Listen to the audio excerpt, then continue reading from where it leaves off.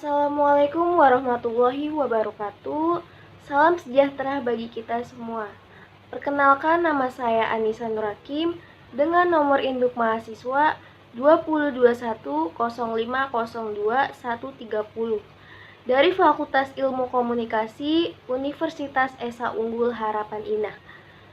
Pertama-tama di sini saya akan membahas materi bahasa Indonesia yang berjudul paragraf. Apa itu paragraf?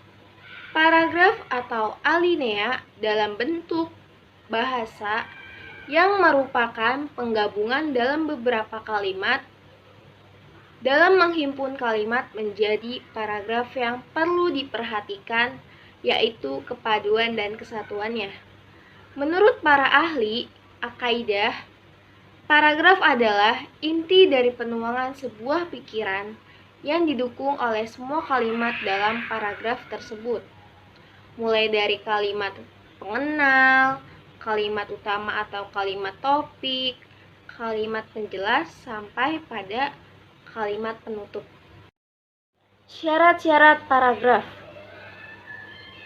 Koherensi adalah sebuah paragraf bukanlah sebuah tumpukan kalimat yang masing-masing berdiri sendiri, tetapi kalimat erat itu dibangun oleh adanya hubungan timbal balik. Dengan diperlukan urutan pikiran yang koheren atau terpadu, sehingga tidak terdapat loncatan pikiran yang membingungkan. Suatu paragraf dikatakan koheren jika kalimat-kalimat itu saling berhubungan untuk mendukung pikiran utama. Struktur paragraf membicarakan tentang struktur paragraf dari apa yang ada di dalam paragraf itu sendiri. Topik yang dimaksud dalam beberapa poin di bawah ini yaitu paragraf pokok. Paragraf pokok adalah ide atau gagasan yang digunakan untuk membuat kalimat berikutnya. 1. Kalimat pengembang ke kalimat topik. 2. Kalimat topik ke kalimat pengembang. 3. Transisi kata kalimat topik ke kalimat pengembang. 4. Transisi kalimat topik ke kalimat pengembang. 5. Kalimat topik ke kalimat pengembang ke kalimat penegas. 6. Transisi kata kalimat topik, kalimat pengembang, dan kalimat penegas. 7. Transisi kalimat topik, kalimat pengembang, dan kalimat penegas. Macam-macam paragraf. Paragraf pada perkembangannya akan bergantung kepada penempatan kalimat topik, bentuk kalimat topik, dan cara mengembangkan kalimat pada topik tersebut. Berikut ini macam-macam paragraf yang dipakai dalam karya tulis. 1. Paragraf argumentasi. Paragraf yang berisi ide atau gagasan dengan diikuti alasan yang kuat untuk meyakinkan pembaca dengan isi yang mengemukakan pendapat yang diyakini.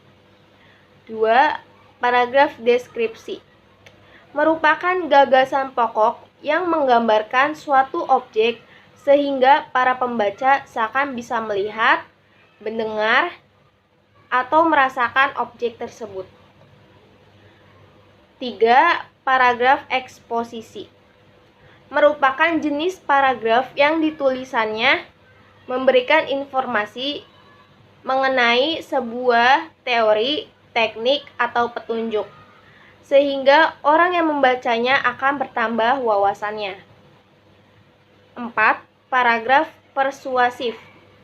Paragraf yang bertujuan meyakinkan dengan membujuk pembaca agar melaksanakan atau menerima gagasan si penulis terhadap suatu hal.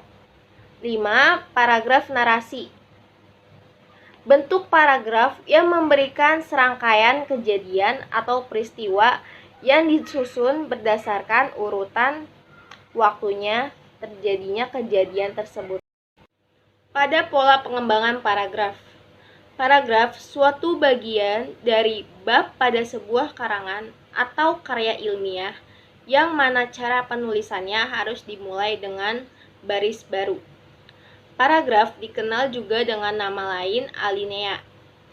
Paragraf dibuat dengan membuat kata pertama pada baris pertama masuk ke dalam atau geser ke sebelah kanan beberapa ketukan atau spasi.